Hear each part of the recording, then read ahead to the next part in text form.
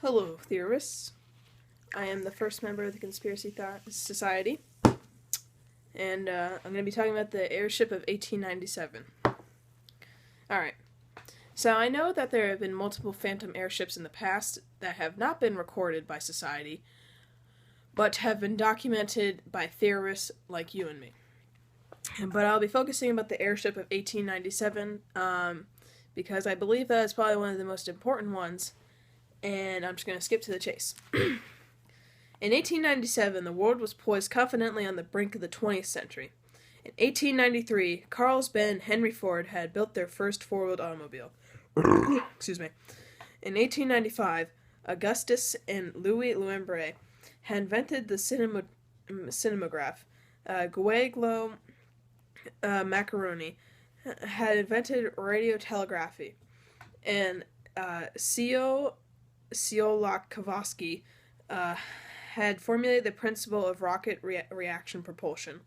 The Royal Automobile Club was founded in London of 1897, and cars on the ground were going faster every year, but there were no heavier-than-air vehicles racing across the skies, and a good number of scientists declared that it was aerodynamically impossible to build such flying machines. And yet, on April 7th, 1897, citizens of Wesley, Iowa, had sighted a cone-shaped airship with brightly illuminated windows in its side. The witnesses were unable to determine how it propelled or sustained itself in the air. On April 15th, the airship landed 2 miles north of Springfield, Illinois. The craft's occupants explained that they had landed to repair their electrical apparatus and searchlight equipment. On April 15th, the airship returned to Iowa and set down outside of Waterloo. One of the occupants brandished a rifle to keep the curious several yards away from it. Journalists described the airship as being 40 feet long and constructed like a giant cigar, with wing-like attachments on its side and a steering apparatus in the rear. The machine was surmounted by a cupola on its roof. During April 21st and April 22nd, the airship barnstormed Arkansas and Texas. In Harrisburg, Arkansas, and awakened a former senator after midnight. Members of the flight crew informed him that the builder of the craft was a brilliant inventor from St. Louis, who had discovered the secret of suspending in the laws of gravity. 19 years had been invested in building the airship, but because it wasn't quite perfected, the crew preferred to fly at night. Once they had accomplished a successful voyage to the planet Mars, they would put the public in view of the apparatus, or the machine. On April 24th, a prominent Texas farmer was awakened at midnight by a strange whirring sound and the brilliant lights of what he assumed were angels in a celestial vehicle. The visitors informed them that they were not from heaven, but from a small town in Iowa, from where 5 ships had been constructed. The craft was newly built of a newly discovered material that had the property of self-sustenance in the air. The mode of power was highly condensive electricity. Throughout the following weeks, landing and contact reports from all areas across the United States. During the summer months of 1897, sightings were reported from other parts of the world as well. In July and August, mysterious aerial objects were seen over Sweden and Norway. On August 13th, what appeared to be the same aerial craft was sighted off the coast of Norway and over Vancouver, British Columbia on the same day.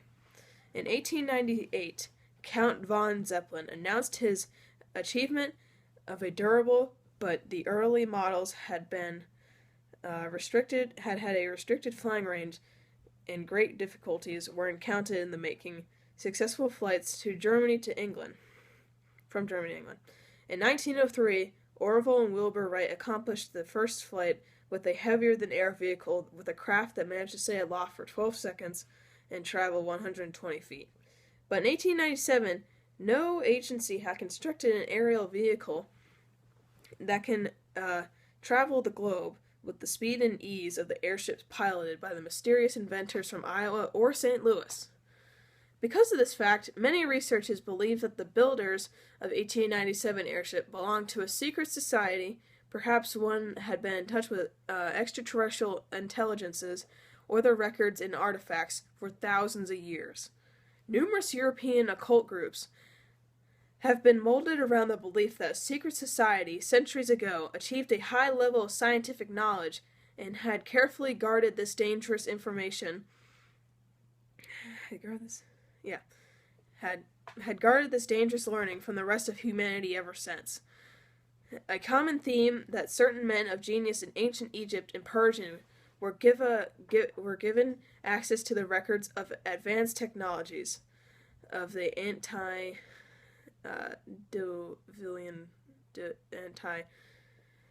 antediluvian world. Many hundreds of years ago, these ancient masters learned to duplicate many of the feats of the Titans of Atlantis and attracted the attention of extraterrestrials who had been monitoring Earth for signs of advanced intelligence. The decision to form a society within a society have reflected the members highly and developed moral sense and their recognition of the awesome responsibility that this ancient knowledge placed upon them. They may have decided to keep their own counsel until the rest of the world become enlightened enough to deal wisely with such a high degree of technical accomplishment.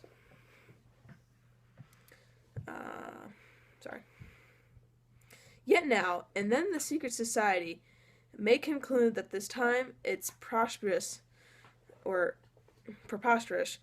to make one of its discovery known to the outside world.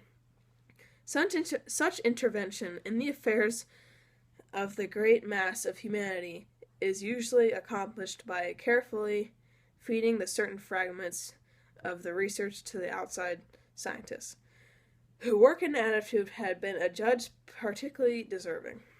On the other hand, secret societies' members may feel little or no responsibility of any kind to those outside the group.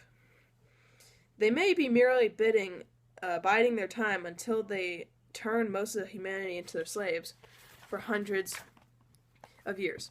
Certain scholars have worried about global conspiracies being conducted by secret societies waiting until the right moment to achieve world domination. The mysterious airship disappeared from the skies for 12 years. On March 24th, 1909, a police constable in Peterborough, England, reported having heard a sound similar to a motor car overhead. Looking up, he had spotted an airship shining a powerful light and traveling as fast as an express train. By July, the strange aerial machine was sighted in the skies over New Zealand and had remained there for 6 weeks before it returned to the United States.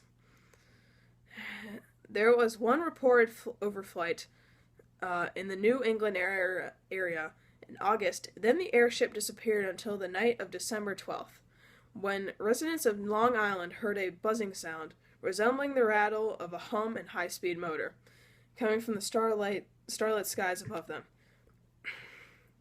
The last recorded airship sighting came from Memphis, Tennessee. On January 20th, 1910, a number of witnesses saw a craft flying very high in the sky and at a high rate of speed. It crossed the Mississippi River into Arkansas, veered slightly to the south, and disappeared. Perhaps the secret society no longer felt that it was necessary to inspire the outsiders to pursue the science of aeronautics. For by 1910, there had already been an international aviation competition held in Reims, France. A flight from the deck of a seagoing cruiser, a takeoff from water by a float plane, and the first woman pilot to obtain her license. Alright, that'll be all for today, my conspiracy theorists. Thank you for staying here for about 10 minutes. And next episode, we'll be talking about the mysterious world of alchemy and how earlier alchemists were able to discover such a magical object? We'll find out in the future episode. Thank you for staying down. Have a good day.